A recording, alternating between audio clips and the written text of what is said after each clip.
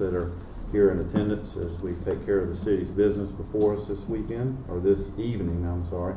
Still on weekend mode.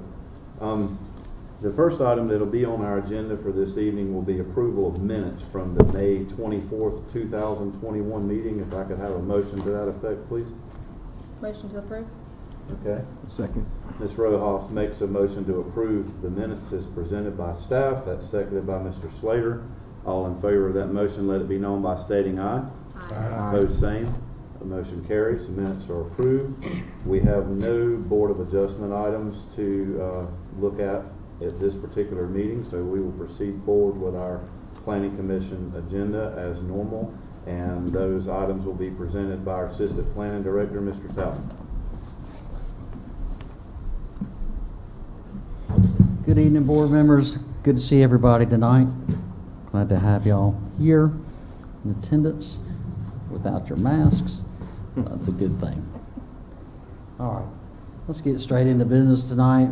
Reviewing our first zoning case is a request to rezone property from residential 16 to O&I 1. The property is located on the south side of East State Street between Barrow Court and Malloy Street. The applicant recently acquired the subject property, which is currently zoned for residential use.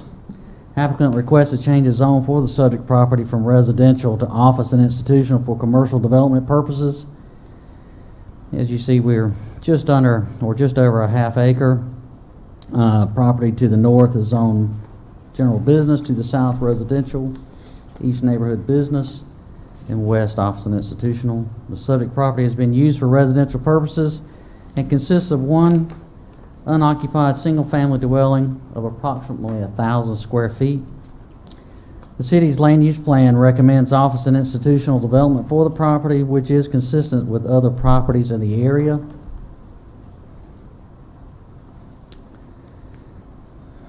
The subject property is not located in a special flood hazard area. City water and sewer utilities are available to serve the property. At the public hearing held June 21st, 2021, no one appeared to speak for or against the request. And if you'll see here, let's see. As you can see, the white structure here between the two salons, the one in yellow and one in gray, that is the old single-family dwelling that the applicant's currently interested in renovating for commercial development purposes. Are there any questions of the Planning Commission? Okay. Thank you. Yes, sir. There's no questions for staff or comments on this item. We'll take a motion. Motion to approve. Okay. A second. Who was the second? Down here. A second. Okay, Mr. Reed. Okay, Ms. Barnett makes a motion that we approve item 3A on the agenda Z521 for approval as presented by staff, and that's seconded by Mr. Reed. All in favor of that motion, let it be known by stating aye. Aye. Opposed, same. The motion carries and the item is approved.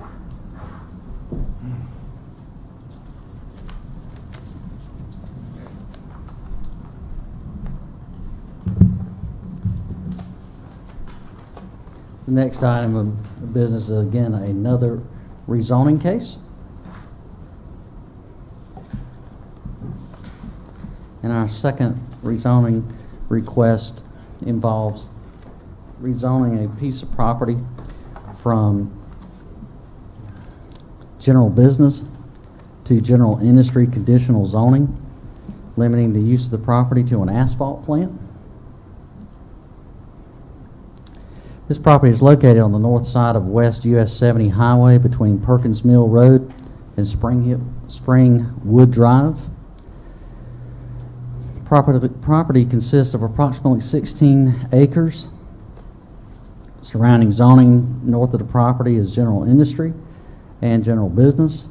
South of the property is residential and office and institutional.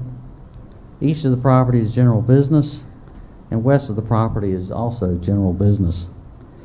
On September 4th, 2007, Goldsboro City Council approved an ordinance to rezone property located directly north of subject property from general business and residential to general industry. Although the land was not totally compliant with the comprehensive land use plan, the proposal was considered compatible with existing zoning patterns in the area. On October 1st, 2007, a request for a conditional use permit was approved by City Council to allow the construction and operation of a concrete plant for the same property. In addition, site and landscape plans were also approved with the following modifications. Modification of a minimum lot frontage requirement from 50 to 0 feet was approved, and a modification of the minimum distance requirement from residentially zoned or developed property from 1,000 feet to approximately 925 feet and 0 feet. Lastly, required street trees and sidewalk installation for the concrete plant was deferred by City Council on June 2nd, 2008. The owner of the subject property was required to install street trees and city sidewalks once the subject property, again, where the asphalt plant is looking to locate, was developed or sold in the future. The existing use of property is currently vacant. The land use recommendation is for medium-density residential development.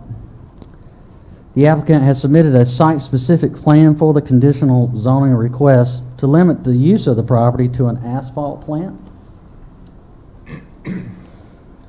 The preliminary site plan indicates the property adjacent to US Highway 70 West and accessed by a 50-foot wide paved asphalt ingress, egress, regress, and utility easement.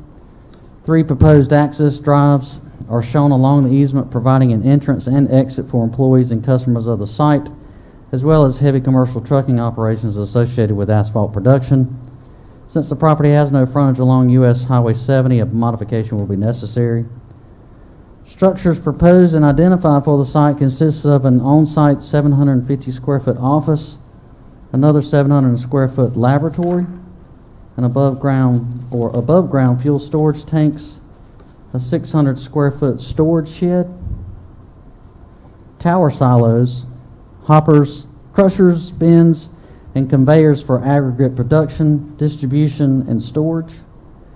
Parking for the site requires 1 space per employee plus 2 visitor spaces, plus 1 space for each vehicle stored on site. A total of 10 parking spaces have been identified on the site plan to indicate 1 handicap accessible parking space. External city sidewalks are required for new commercial development. The applicant will be required to install sidewalks or pay $13,158 based on approximately 730 feet of road frontage along Highway 70 West. Internal concrete sidewalks are shown, providing access to building entrances through slope ramps and handicap accessible walkways. A commercial lighting plan has not been submitted. One will be required in compliance with the city's commercial lighting ordinance. The subject property is located in the city's 1 mile extraterritorial jurisdiction. City and water and sewer are not available to serve the subject property. However, water will be provided by Wayne County's Fort Township.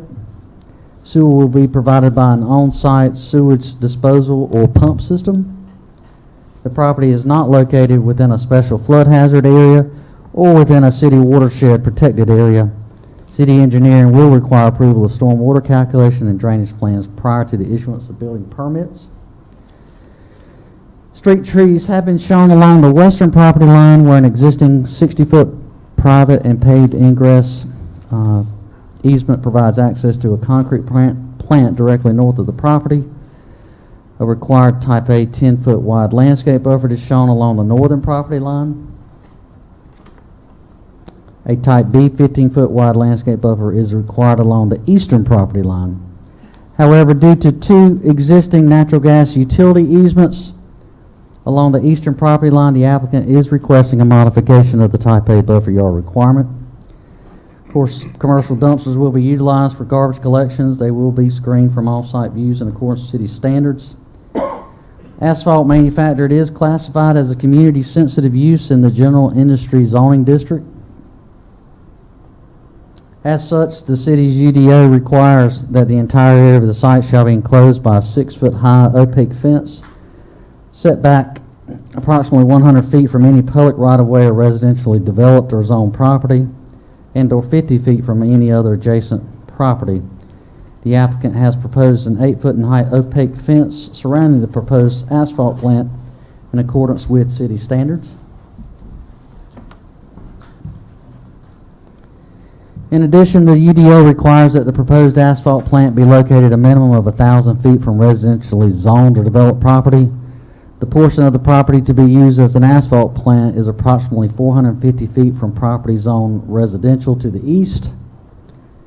The northernmost portion of the property proposed for outdoor aggregate storage is directly adjacent to property zoned residential. A modification of the distance requirement from 1,000 feet to 0 feet will be necessary. Lastly, the applicant will be required to provide a statement with the plans indicating whether any manufacturing or processing operation will create smoke, offensive odor, dust, noise, fumes, or vibrations beyond the lot lines of the proposed use. If one or more of such conditions were to exist, the developer shall explain what measures will be taken to mitigate such conditions to acceptable levels. At the public hearing held June 21st, the attorney representing the applicant, the vice president of the applicant, and the attorney representing the property owner appeared to speak in favor of the request. No one appeared to speak in opposition of the request. The following modifications have been requested, and they are: number one, modification of the road frontage along an improved public street of at least 50 feet. Number two, modification of a type A landscape buffer yard along the eastern property line. And lastly, a modification of the distance requirement from residentially zoned or developed property from 1,000 feet to 0 feet. These are some more pictures of an existing asphalt plant that is located in Kinley, North Carolina. This is the frontage along 70. Of course, you see to the left the old Budweiser plant, and in the far distance, of course, is the, you just can't make out the concrete plant, the existing plant. And that is the end of this rezoning presentation. Any questions? I've got one. Yes. What are the hours of operation? Are there any controls on the hours of operation? Commissioner Bauer, that's a good question. I don't have that information in front of me. I know that representatives are here. I didn't know, by chance, would you know those hours of operation? Yes, sir. My name is Brent Wood. I'm the Vice President of Legal Affairs with the company. We have 18 asphalt plants, so we run on. Typically, we're running during the daytime. We will occasionally run at other times when roads have to be paved at night. The Department of Transportation, it's a busy road. They don't want it to be run to be laying the asphalt in the daytime. But that is the exception and not the rule. It's temperatures also limit when you can lay down asphalt. So that's not going to happen. So what time in the morning would you normally start We operations? typically start between 6 and 7 a.m. when the weather allows it. And what kind of noise does that create? The plant itself makes very limited noise. You would have truck traffic similar to what the Budweiser plant had or the concrete plant would have. It would be very similar to the concrete plant. Thank you. Is there any further questions of staff? I have just two. On the paragraph where you mentioned, Mr. Talton, about the applicant being required to provide a statement with plans, etc. Yes, sir. If there was no opposition by the surrounding property owners, correct? That is correct. Okay. So if an issue was to arise that would cause the city to question the operation, which in turn would trigger, as stated, the developer explaining measures to be taken to mitigate those conditions, who would advocate for the city in that regard? And is there would it be the planning office? I mean, would it be your office if, just to say a neighbor called and they, or a neighboring property owner said, I have such and such of a complaint, and the city looked into that and saw that that was, and substantiated that, then would it be the planning department that would go and request the statement to explain what measures could be taken to mitigate?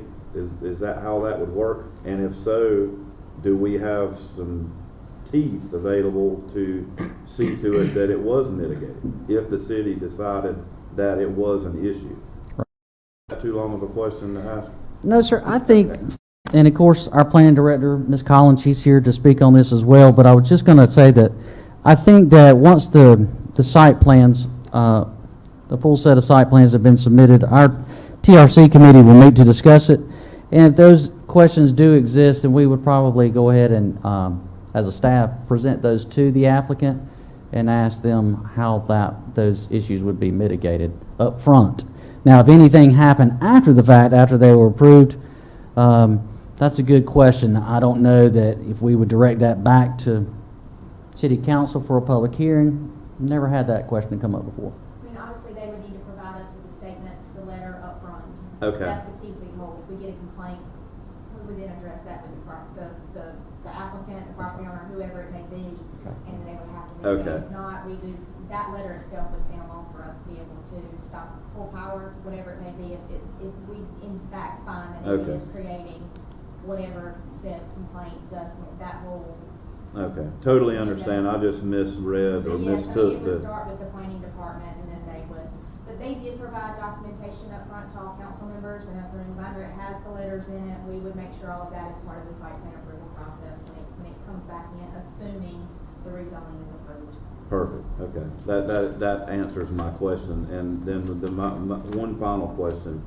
The property border along US 70, would that be considered the northern property border? Would that be correct? I know we're discussing southern. Okay, correct. Okay. I was 180 degrees off.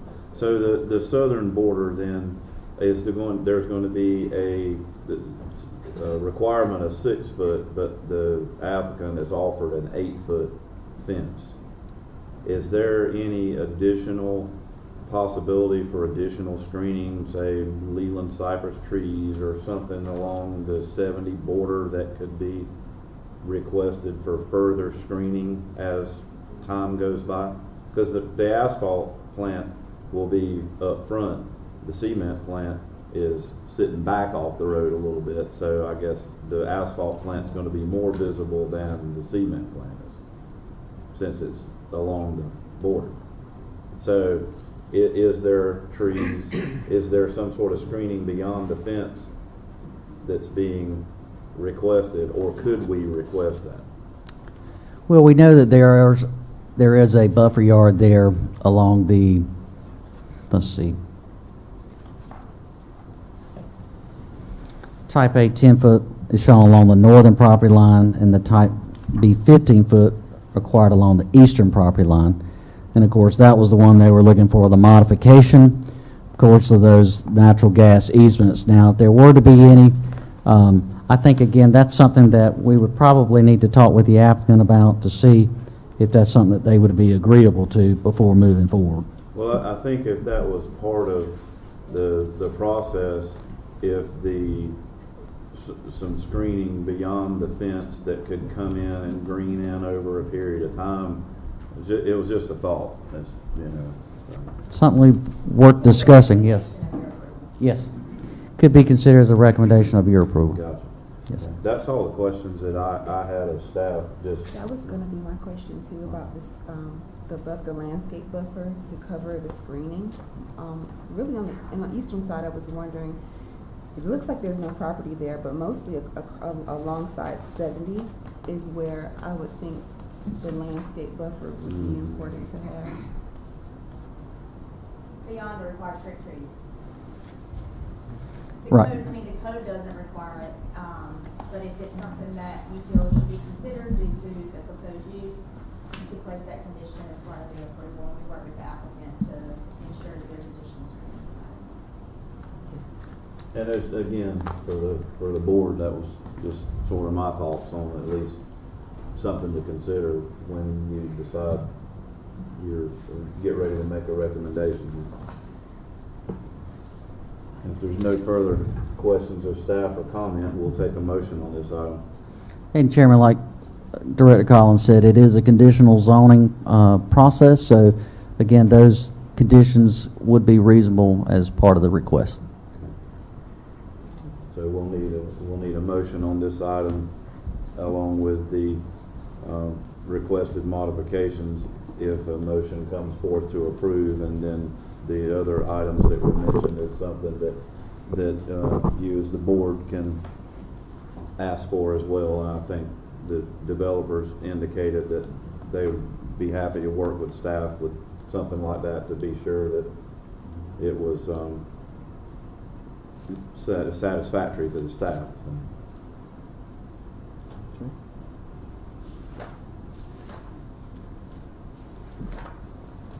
Anybody want to make a motion? We'll make a motion that we approve the request as written, along with stipulations of possibly writing down and assigning on what we requested, and possibly with the buffer. Okay. Mr. Slater makes a motion for approval along with the requested modifications and the request that the staff work with the applicant regarding additional screening on the southern border along 70, and also subject to staff approval of a lighting plan, a stormwater and drainage plan. Do we have a second to that motion? I second. Okay, Mr. Bauer seconds that motion. All in favor, let it be known by stating aye. Aye. Opposed, same. And motion carried.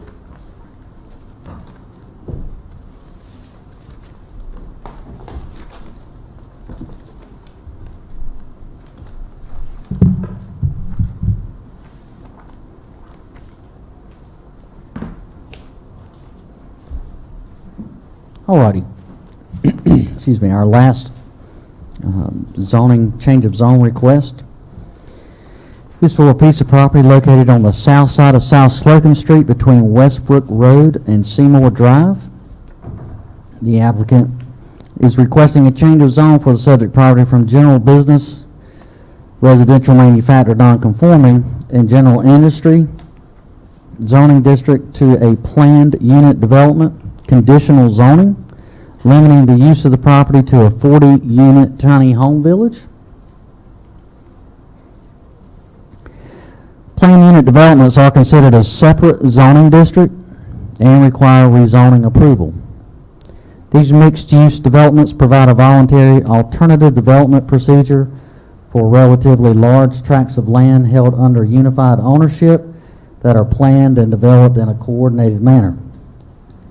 This property has approximately 13.6 acres. Property to the north is zoned general business, to the south general industry, to the east general business and general industry, and to the west general business, residential manufactured non-conforming, and general industry. On February 6, 2012, the City of Goldsboro concurred with the recommendation of the Planning Commission and adopted an order approving a conditional use permit to allow the operation of a privately owned cemetery, formerly known as Seymour Memorial Park, upon the subject property. In addition, the council approved site and landscape plans detailing the operation with a modification of the requirement for vehicular surface area landscaping. Now the owner has decided to cease development of the property for a cemetery and repurpose the property for residential development purposes, focusing upon the chronically homeless and unsheltered residents of the City of Goldsboro. At this time, the existing use of the property, it is occupied by 3 metal buildings formerly proposed as covered pavilions for employees and customers of the private cemetery operation. The remaining portion of the property is clear and vacant. The land use plan recommends commercial and industrial development for the property. The applicant has submitted a concept plan for the planned unit conditional zoning request, as you see on the screen. to limit the use of the property to a tiny home village. The applicant has requested a waiver of the city's site plan requirement. If the zoning is approved, a North Carolina registered engineer is required to design the site plan in accordance with the city's UDO and subject to city council approval. The proposed tiny home village will serve as transitional housing for use by individuals suffering from chronic homelessness throughout the city of Goldsboro. Approximately 40 1, 2, and 3 bedroom tiny homes are proposed for the site. Each home will be built to the North Carolina State Building Code with an average of 900 square feet of floor space per unit. Amenities proposed for the village include an on-site 24/7 security, on-site facilities for medical services, mental health and substance abuse treatment, education, job training and placement services, exercise and fitness equipment, housing for pets, and walking trails for use by residents of the village. The concept plan indicates the property fronts along South Slocum Street and Westbrook Road. 2 existing curb cuts provide ingress and egress to Slocum Street and Westbrook Road. A 30-foot wide access drive is proposed as the main entrance off Slocum Street. Another 30-foot wide access drive off Westbrook Road will provide additional access to the site. City water and sewer are available to serve the subject property. A portion of the property is located within a special flood hazard area known as the city's 100 and 500-year floodplain. City engineering requirements pertaining to the floodplain, stormwater calculations, and drainage shall be approved by staff prior to the issuance of any development permits. Subject property is located within the 65 to 70 day-night noise overlay zone of Seymour Johnson Air Force Base. Base officials have been contacted regarding the proposed development. Once the response is received from base officials, the applicant will be notified of any compliance issues in need of resolve before development can commence in the future. At the public hearing held June 21st, 2021, the applicant, property owner, and 2 other persons appeared to speak in favor of the request. No one appeared to speak in opposition of the request. Here are a couple of slides showing some building elevations of 1, 2, and 3 bedroom units. 1 at the top left, 2 at the bottom, and 3 bedroom located at the top right. Currently, this is the location of the property on South Slocum as you're going southward to the back door of the base there.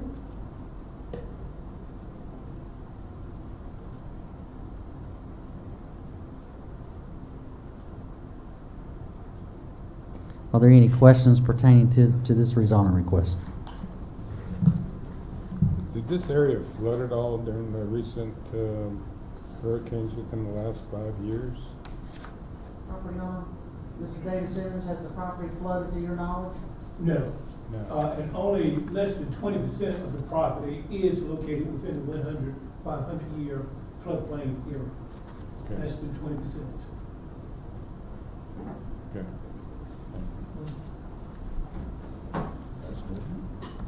Any other questions? Has the base offered a response as to whether or not they're have an objection, or does that not happen in these particular type of rezoning cases for a PUD? Right. The base for this type of development, as long as that there are noise attenuation measures incorporated into the design of any and all facilities, whether they be residential homes or office space or assembly areas, as long as those noise attenuation measures have been designed and incorporated into the project, the site should be, or the proposal should be compatible with Seymour Johnson Air Force Base standards. Right. And at this time, we're only looking at a rezone because we have no actual elevation, construction, site plan, all of that customary stuff that we try to get packaged with a rezone. Yes, sir, that is correct. So a complete set of site-specific plans will be required according to the agenda memo by a registered site engineer from the state of North Carolina. So an approval of a rezone is not necessarily going to be a green light, because we don't know what we're looking at in terms of site plan, and It would have to come back before. The we're asking applicants- For a waiver, which site plan will be approved separately, and it would have to be approved, come back before you and then approved us. and then the applicant would have to come back with all that separately and then see if it's feasible and acceptable to Yes, sir. the compliance with UDO and approved by. Exactly. So we usually see these two steps together so that we know what we're looking at, but in this particular case, we're only looking at the rezone. So I guess that's what the board's gonna have to make a decision on is the rezone, to give the applicant the opportunity to present later his intentions, is what we're have before us. That is correct.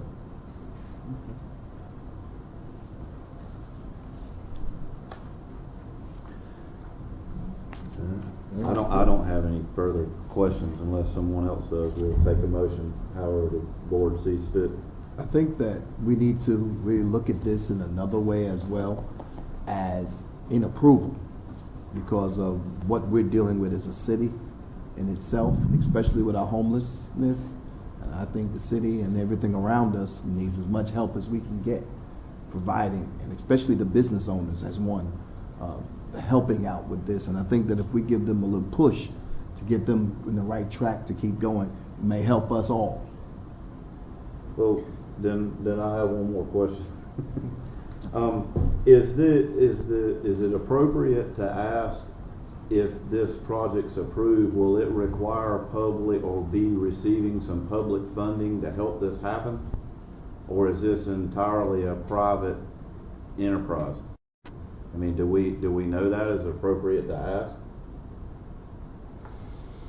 I mean, if as Mr. Slater spoke to, we're looking at solving or potentially solving a problem for. Absolutely. If the applicant seeks public funding in some sort of, whether it's city, county assistance, whatever it may be, there will be an application process that the county and the city is working towards. And the applicant, as well as any other organization out there, would have to compete for that, and whatever that standard looked like. But we, as in the planning department, the planning commission, don't really get into how a project is funded. That's not our, they work that out and got it after we're all done. I understand. It just sort of come to mind that if the proposal is going to benefit homeless people, or the homeless population, or the population of disadvantaged people, they're not in a financial position to pay for their assistance. So how is that being funded? So that was why I was thinking that I would. Well, I think that with the plans that it's really going to push.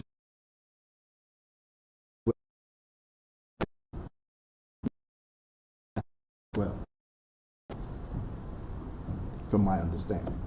I promise I don't have any more questions. We'll take a motion on this item. I make a motion that we accept, and we, with the addition of waiting for the plans to come forward, and then we also approve for the zoning change for that. Okay.